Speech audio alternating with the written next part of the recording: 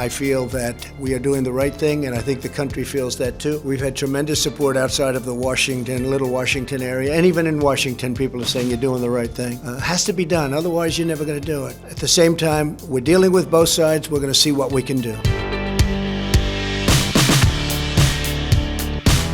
A phone call from the Turkish president. That's all it took for Trump to decide something that means nothing less than the betrayal, once again, of one of the United States' greatest Middle Eastern allies. This was of the Kurdish people, the largest ethnic minority in the region without a state of their own. We're talking about 25 to 35 million people. But just a second, because this isn't the United States' first treason against its Kurdish allies. Far from it, in fact.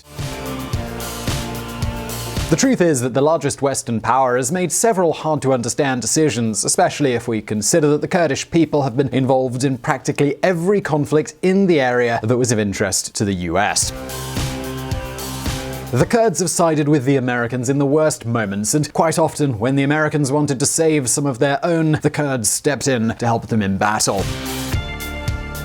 That explains why the United States armed and equipped the Kurds for decades. Now, don't think for a second that we're only talking about past issues. Not at all. The last decisive incident involving Kurdish troops' participation was in October during the fight against the Islamic State, which had invaded a large part of the Iraqi territory between 2015 and 2016. In fact, it's no exaggeration to say that without the Kurds, ISIS would most probably still be a strong operation. And we aren't referring to a false caliphate reduced to dust, but a much larger problem. Given all this complex history, this video will focus on two key questions. Why are the Kurds so important to the United States and Turkey? And why and how has the United States repeatedly betrayed them throughout history? So listen up.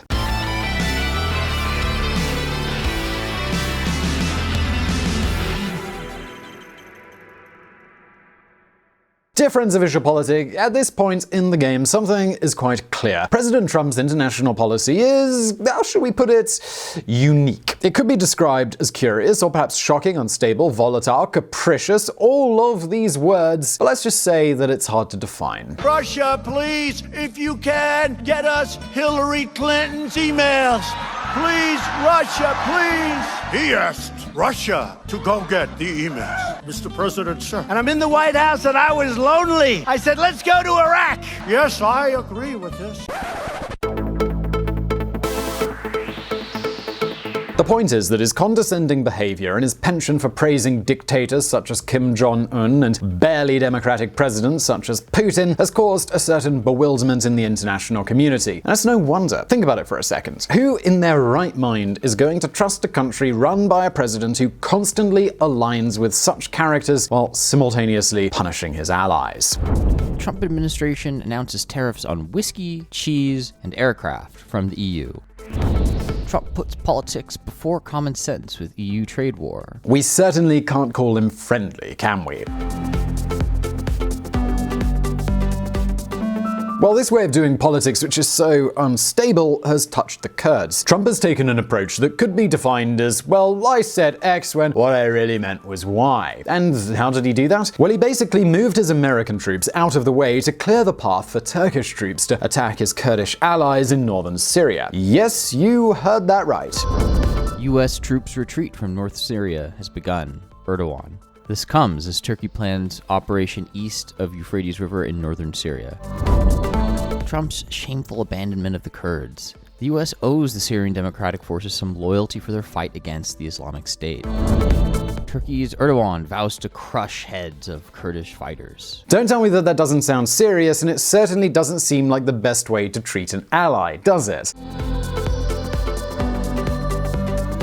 But now hold on a second, because the problem is actually much more complex than it seems. Throughout this story, the United States stands between two great adversaries, the Kurds and the Turks. So at this point, we need to take a closer look at those relationships. What exactly is happening between Turkey and the Kurds, and why does the United States seem to hold such a key position in this matter?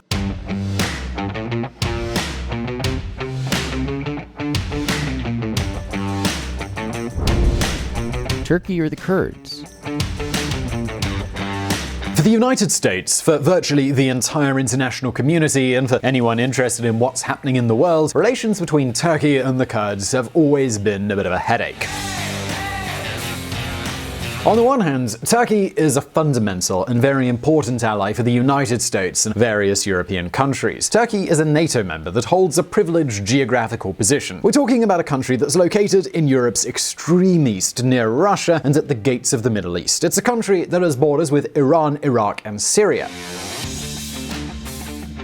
Put a different way, Turkey's position is so important that to preserve their interests there, Western powers are willing to be permissive with the Turkish government's actions. And current President Erdogan knows that. This can be seen, for example, in his closeness to Russia or his constant conflicts with the European Union.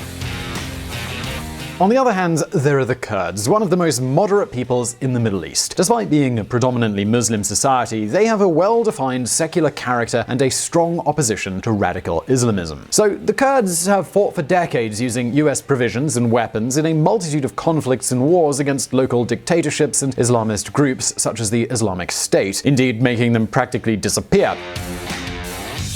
You see, both Turkey and the Kurdish people have in recent decades been key allies of the great Western powers. The problem is that relations between the Turks and the Kurds are at an all-time low. Why? Well, that's because of a long-time conflict. In 1920, after the end of World War I, the Treaty of Sèvres was signed in Paris between Turkey and the Allied countries, with the exception of Russia and the United States. It called for the dismemberment of the Ottoman Empire and the creation of a Kurdish state. So logically, the Kurds expected they would have their own state. However, this treaty was never implemented. The Turkish nationalists, led by Ataturk, rebelled, seized power, and got the United States to agree on a new treaty in 1923, the Treaty of Lausanne, which erased the possibility of a Kurdish state from the map. Since then, the Kurds have organized themselves politically and militarily with one goal in mind: to confront Turkey and get back what the Treaty of Sèvres promised them. Of course, this confrontation has gone from bad to much worse and has led to one of the most entrenched conflicts in the world. The military arm of the Kurdistan Workers' Party ended up perpetrating bloody attacks in Turkey for decades, while the Turkish armed forces had no qualms about executing harsh reprisals. Of course, the Kurds aren't only confined to Turkey. There are also Kurds living in Iran, Iraq, and Syria. And it's the Kurdish organizations in Iraq and Syria which have been particularly close allies of the United States in recent years. But for the Turkish government, all Kurds are a problem no matter where they live or who they're allied with. They understand that if autonomous and independent Kurdish governments formed in any of these places, it could pose a serious threat to their sovereignty. So, as you can see, it's a pretty complicated situation. And this leads us to a key question. If it was up to you, who would you support? The Turks or the Kurds? Well, that's a question that has long been asked in Washington. And you know what? It definitely seems that in the end, it's the most powerful one who gets to hold the stick.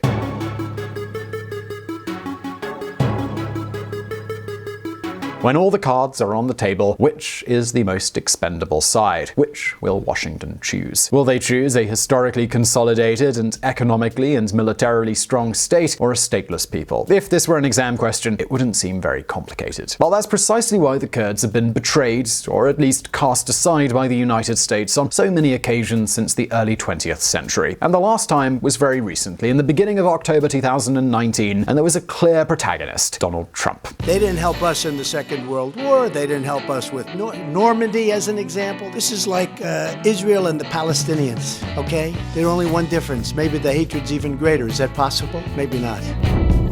Trump's latest betrayal. The United States has turned its back on its Kurdish allies not once, not twice, not 3 times, but at least 7 or 8 times. At least from what is officially known. Without digging too deep, one of the most serious betrayals, and the one which has caused the most controversy in the United States political and military circles, is the one that President Donald Trump promoted at the beginning of October 2019. As you may know, Trump announced and executed the withdrawal of US troops from Syria's northeastern border after a phone call with Erdogan. The US troops, between 100 and 150, have been mobilized to other parts of Syria, but this movement cleared a path for the Turkish army, allowing them to enter into direct confrontation with the Kurds of the Syrian Democratic Forces, a group which was key in defeating ISIS. we have spent tremendous amounts of money on helping the Kurds in terms of ammunition, in terms of weapons, in terms of money, in terms of pay. With all of that being said, we like the Kurds. We've spent a tremendous, and they're fighting for their land. So when you say they're fighting with us, yes, but they're fighting for the land. Yep, that is how Trump shows appreciation for the sacrifices of those who helped end ISIS's reign of terror. When you think about that, given what we've seen, we cannot be surprised that the Kurds feel betrayed and deceived. And with friends like these, who needs enemies? Syrian Kurds see American betrayal and war and fight against ISIS is now in doubt. But hold on just a second, because that isn't the worst thing of all. Not at all, in fact. The worst thing is that this decision creates a very dangerous precedent because it deals a harsh blow to the confidence other allies of the US in the Middle East will have in the United States going forward. After all, if they betrayed the Kurds today, what guarantee is there that something similar won't happen to others tomorrow? What incentive do groups related to Western interests have to rely on the United States? How can they trust them? Like I said, it's complicated. But we're not done yet, because we still haven't told you how this Trumpian decision was made. One tip, you might want to sit down for this one. Under normal circumstances, we would expect a president to make such an important decision based on some consensus or agreement with the Pentagon, or with recommendations from the State Department, or at the very least after some agreements with the political leaders of his own party in the House of Representatives and the Senate. Well, none of these things happened because, well, Trump's different. And this decision was made against every single relevant participant's recommendation. If we go on the theory that some of the folks in Washington, who all do very well with the military-industrial complex, I mean, you know, the military-industrial complex, it's got tremendous power. They like fighting. They make a lot of money when they fight. And of course, that didn't sit well with the ranks of the Republican Party, especially if we consider that he already attempted a withdrawal from Syria in December of 2018, and that ended with the resignation of the Secretary of Defense James Mattis and of Brett McGurk, the then Special Presidential Envoy for the Global Coalition to counter ISIL. I'm proud to formally announce today my intention to nominate General James Mad Dog Mattis as the next Secretary of Defense. All I can say is he is the real deal. In his resignation letter, he wrote, "My views on treating allies with respect are strongly held." This was how I saw the strength of America, that we keep our alliances together and keep them tight. Perhaps that's why, on this occasion, even top-level personalities of his own party, as is the case with the leader of the Republican majority in the Senate, Mitch McConnell, have spoken out against this decision. Senate Republicans recoil from Trump's decision to abandon Kurds.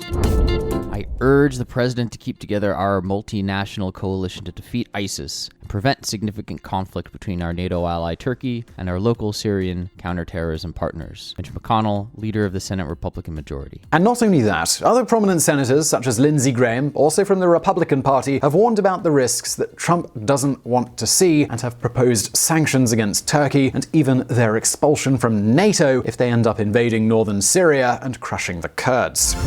We will introduce bipartisan sanctions against Turkey if they invade Syria, and will call for their suspension from NATO if they attack Kurdish forces, who assisted the US in the destruction of the ISIS caliphate. Also, some leaders close to the United States, such as Benjamin Netanyahu, have spoken in the same way. Israel strongly condemns the Turkish invasion of the Kurdish areas in Syria and warns against the ethnic cleansing of the Kurds by Turkey and its proxies. Israel is prepared to extend humanitarian assistance to the gallant Kurdish people. And you know what? It's no longer just a matter of loyalty to their allies, but it's a matter of national security. For example, Kurdish troops are currently holding more than 30,000 militants loyal to the Islamic State, militants who could be released if there was a conflict with Turkey. But knowing the current tenant of the White House, you may be curious, well, how has Trump reacted to all of this? Well, in his usual way, with blows, threats, and, well, the usual Twitter storm.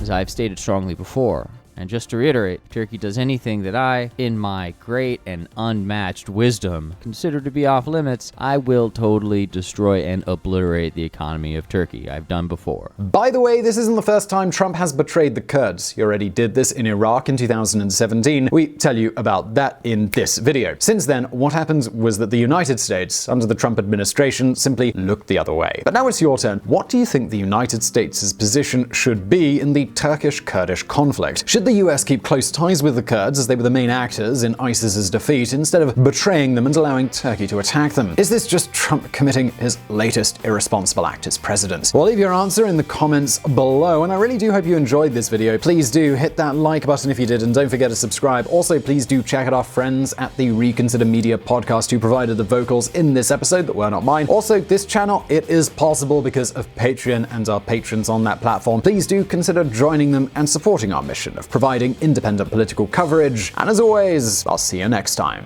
Russia, please, if you can, get us Hillary Clinton's emails. Mr. President, sir. Yes, I agree.